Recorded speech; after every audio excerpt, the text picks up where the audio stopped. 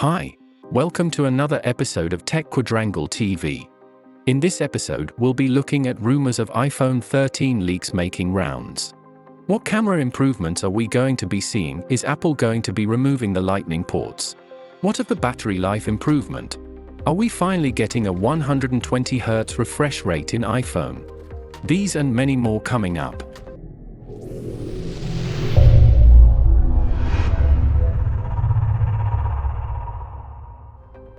In case you missed it, we are currently giving away iPhone 12 Pro. To win, simply subscribe to our channel, click the bell icon so you'll be notified once we drop fresh content, watch the whole video, and most importantly make a meaningful comment. Moving on. Though we are still in January, rumors are already making rounds of what we are going to expect in the iPhone 13 models. Firstly, as popularly expected, we might be seeing 120Hz refresh rate display in iPhone 13 this year, but more of that later. According to Mako Takara, a Japanese-based site with connections to Asian supply chain and Asian accessory manufacturers, the overall design of iPhone 13 will remain the same. However, Apple is planning to make iPhone 13 thicker by 0.26mm, giving room for more components to fit into the phone. Possibly they are making space for a bigger battery since iPhone 12 Pro battery is performing worse than 11 Pro. Also, according to another popular Apple leaker, Jon Prosser, there are serious plans to reduce the notch of iPhone 13, making it a bit smaller to allow for more screen real estate. I personally don't know why Apple has been keeping the notch that big, unlike in Android phones where they are smaller.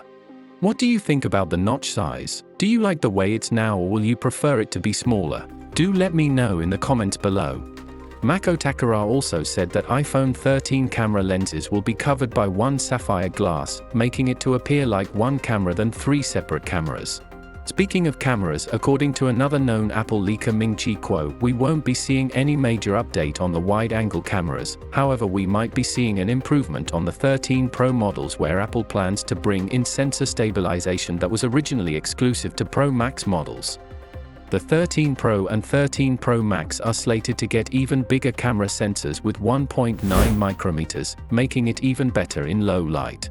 Following up these camera changes, Ming-Chi Kuo released a report detailing 3 essential changes coming to the iPhone 13 Pro and Pro Max cameras. They are actually going to be very similar.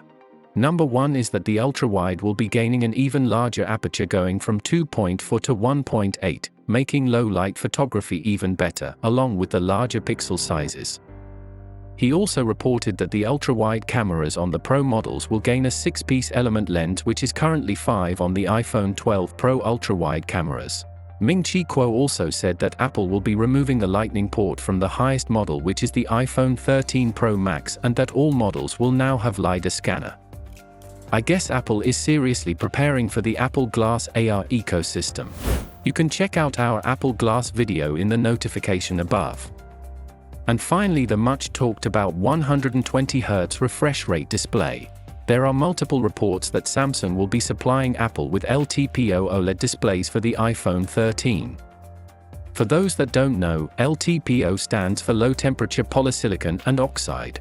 This will allow Apple to use a variable refresh rate on iPhone 13 models with OLED display, much like they currently do with 120Hz Pro Motion display, found on iPad Pro. The concept here is that LTPO technology makes it possible to offer customers the much demanded 120Hz display without a huge battery drain. LTPO makes the screen adaptive to current usage, like if you are playing games or browsing the internet, the phone engages the full 120Hz display for a pleasant experience, and when you're watching a movie or starring a picture or not interacting with your display, the phone drops the refresh rate considerably to preserve battery life. Apple currently uses the LTPO in Apple Watch, albeit in a different way, because they take the 60Hz display and drop it to 1 Hz when the watch is inactive, to enable an always-on display. That's a smart tech there, don't you think so? And that's all we have for iPhone 13 leaks for now. If you enjoy this video, kindly give it a thumbs up and subscribe, so you won't miss the latest leaks information as we get them. As always, whatever you're up to in the next hour ahead, do it with passion or not at all. Thanks for watching, and stay tuned for the next one.